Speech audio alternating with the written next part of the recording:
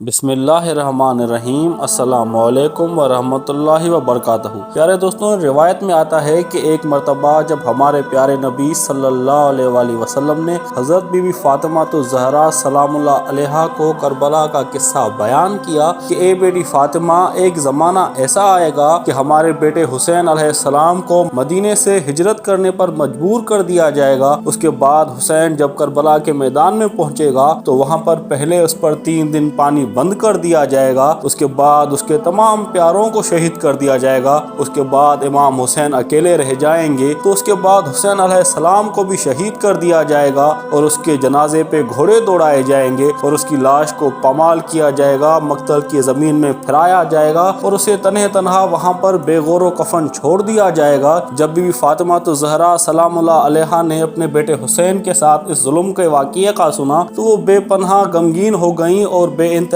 رونے لگیں اور اپنے بابا سے پوچھنے لگیں کہ جب میرے بیٹے حسین پر یہ ظلم ہو رہا ہوگا تو اس وقت ہم کہاں ہوں گے؟ تو رسول اللہ صلی اللہ علیہ وآلہ وسلم کہنے لگے کہ بیٹی فاطمہ، جب تیرے حسین پر یہ ظلم ہو رہا ہوگا تو اس وقت وہ تنہا ہوگا، اس زمانے میں نہ میں ہوں گا، نہ تم ہوگی، نہ علی ہوں گے، نہ اس کا بھائی حسن ہوگا، نہ اس کا بھائی عباس ہوگا، وہ بے گور و کفن کربلا کی زمین میں تنہ تنہا اکیلا پڑا ہوگا۔ اس کے بعد بی بی فاطمہ الزہرا سلام اللہ علیہا کے غم میں مزید اضافہ ہوا اور وہ کہنے لگیں کہ اے بابا، جب آپ کی امت میرے حسین پر یہ ظلم کرے گی تو اس کے بعد میرے حسین پر بھلا کون روئے گا؟ تو ہمارے نبی صلی اللہ علیہ وآلہ وسلم کہنے لگے کہ اے بیٹی فاطمہ، جب میرے امت کی اکثریت میرے بیٹے حسین کے خلاف ہو جائے گی یا ظلم پر خاموش رہے گی تو میری ہی قوم کے کچھ لوگ ہوں گے جن کی عورتیں میرے اہل بیت کی عورتوں پر روئیں گی، ان کا غم منائیں گی، اور ان کے مرد میرے اہل بیت کے مردوں کے غم میں روئیں گے اور میرے اہل بیت کے غم کو تا قیامت زندہ رکھیں گے۔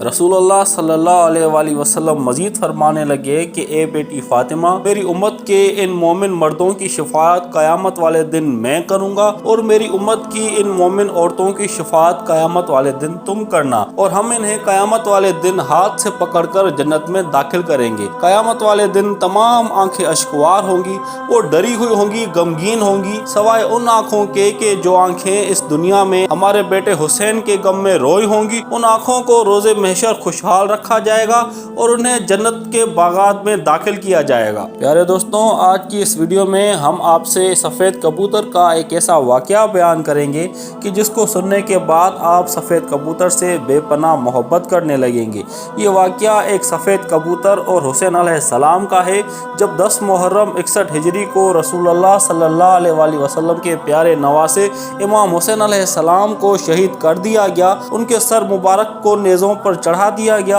اور تمام اہل بیت کی بیویوں کو قیدی بنا کر شام لے جایا جا رہا تھا، اور جب آسمان اور زمین رو رہے تھے تو اس میدان سے ایک کبوتر کا جانا ہوا۔ اس کبوتر نے کیا دیکھا کہ زمین کربلا میں رسول اللہ صلی اللہ علیہ وآلہ وسلم کا نواسا، ان کا جسم مبارک بے گور و کفن پڑا ہوا ہے، تو وہ روتا ہوا پھڑپھڑاتا ہوا نیچے کی طرف آنے لگا اور اس نے اپنی آواز میں اپنے تمام کبوتروں کو بتایا کہ قیامت آ چکی، رسول اللہ صلی اللہ علیہ وآلہ وسلم کا نواسا شہید ہو چکا، ان کا خاندان میدان کربلا میں بکھر گیا اور ان کی بیویوں کو قیدی بنایا جا چکا۔ اس کے بعد اس میدان میں بہت سارے کبوتر جمع ہو گئے جو کہ حسین علیہ السلام کے غم میں رونے لگے، اور اس کے بعد وہ کبوتر جو پہلے وہاں پر آیا تھا کہ جس نے اپنے تمام کبوتروں کو وہاں پر بلایا، اس نے حسین علیہ السلام کے خون سے خود کو تر کیا اور پھر واپس اڑ گیا۔ پیارے دوستوں، یہ کبوتر اڑتا ہوا سیدھا مدینہ منورہ جا پہنچا اور رسول اللہ صلی اللہ علیہ وآلہ وسلم کے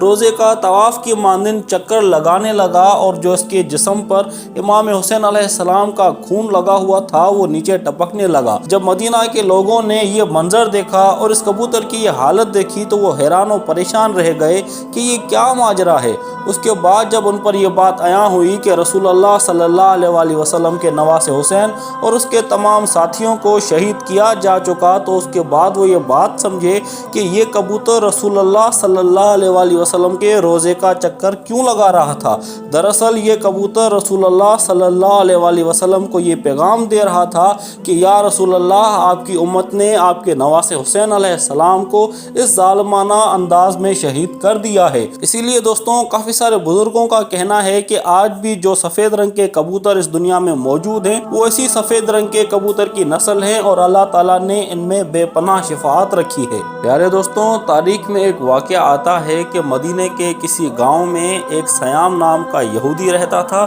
جس کی ایک بہت ہی خوبصورت بیٹی تھی۔ ایک مرتبہ کچھ یوں ہوا کہ اس کی اس بیٹی کو کوئی ایسی بیماری لگ گئی کہ جس کی وجہ سے اس کی آنکھوں، ہاتھوں اور پاؤں نے کام کرنا بند کر دیا۔ وہ نابینا ہو گئی اور معذور ہو گئی۔ اس کے رشتہ داروں، محلے والوں اور گاؤں والوں نے اس لڑکی کی جب یہ حالت دیکھی تو وہ اس لڑکی سے بے پناہ نفرت کرنے لگے اور کہنے لگے کہ کہیں یہ بیماری، یہ مرض ہمیں بھی نہ لاحق ہو جائے۔ اس کے باپ نے جب گاؤں والوں کی یہ باتیں سنی تو اپنی بیٹی کو ان تمام معاملات اور ان باتوں سے بچانے کے لیے اس باپ نے وہ گاؤں چھوڑ دیا اور دور جا کر اپنی بیٹی کے ساتھ ایک باغ میں رہنے لگا۔ وہ سارا دن اس باغ میں کام کرتا اور شام میں آ کر اپنی بیٹی کی دیکھ بھال کرتا۔ ایک مرتبہ کچھ یوں ہوا کہ کام کے زیادہ ہونے کی وجہ سے وہ یہودی کچھ ایسا مصروف ہو گیا کہ وہ شام کے وقت اپنی بیٹی کے پاس نہ جا سکا۔ تو اس کی بیٹی بے پناہ پریشان ہو گئی کہ اتنی دیر ہو چکی اور میرے بابا ابھی تک گھر کیوں نہیں آئے۔ تو اس پریشانی کے باعث خدا جانے کیسے وہ لڑکی اپنے گھر سے باہر آئی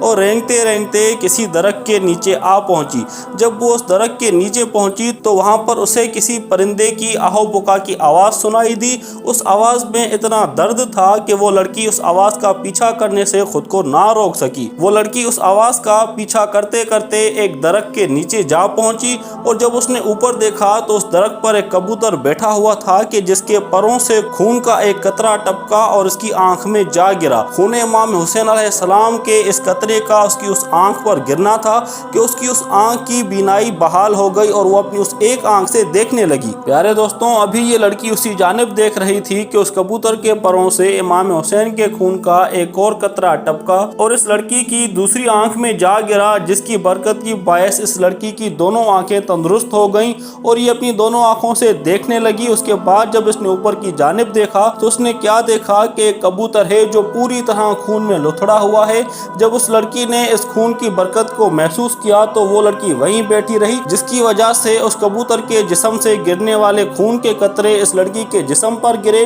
اور امام حسین علیہ السلام کے خون کی برکت کی باعث اس کا تمام جسم تندرست ہو گیا اور اس کے ہاتھ پاؤں کی حرکت بھی بحال ہو گئی اور یہ پوری طرح سے تندرست ہو گئی۔ اس کے بعد اس لڑکی نے اپنے باپ کو ڈھونڈ کر یہ تمام واقعہ اس سے بیان کیا اور اس یہودی کو جب یہ معلوم ہوا کہ اس کبوتر پر جو لگا ہوا خون تھا وہ محمد صلی اللہ علیہ وسلم کے پیارے نواسے حسین کا تھا کہ جس کو محمد صلی اللہ علیہ وسلم کی امت نے قتل کر دیا تھا اور یہ کبوتر وہاں پر موجود تھا جس کے باعث ان کا خون اس کے جسم پر لگ چکا تھا، تو وہ یہودی فوراً وہیں پر کلمہ پڑھ کر مسلمان ہو گیا۔ پیارے دوستوں، ہمارا سلام ہو رسول اللہ صلی اللہ علیہ وسلم کے اس نواسے پر کہ جنہوں نے اپنے نانا کا دین بچانے کے لیے اپنے تمام خاندان کو قربان کر لیا اور جن کے جنازے کو کربلا کی تپتی ہوئی زمین میں پھرایا گیا، ان کا خون وہاں پر بہایا گیا اور مسلمان حکومت ہونے کے باوجود بھی کئی دنوں تک ان کا جنازہ وہاں پر بے گور و کفن پڑا رہا۔ پیارے دوستوں، ہمیں یہ دین بغیر کسی محنت، بغیر کسی قربانی کے مل چکا، اس کے باوجود بھی ہم اس کے لیے شکر ادا نہیں کرتے۔ پیارے دوستوں، ہمارے اللہ تعالیٰ سے دعا ہے کہ ہماری زندگی اور ہماری زندگی کے بعد ہماری موت رسول اللہ صلی اللہ علیہ وسلم کی امت کے ان لوگوں میں سے ہو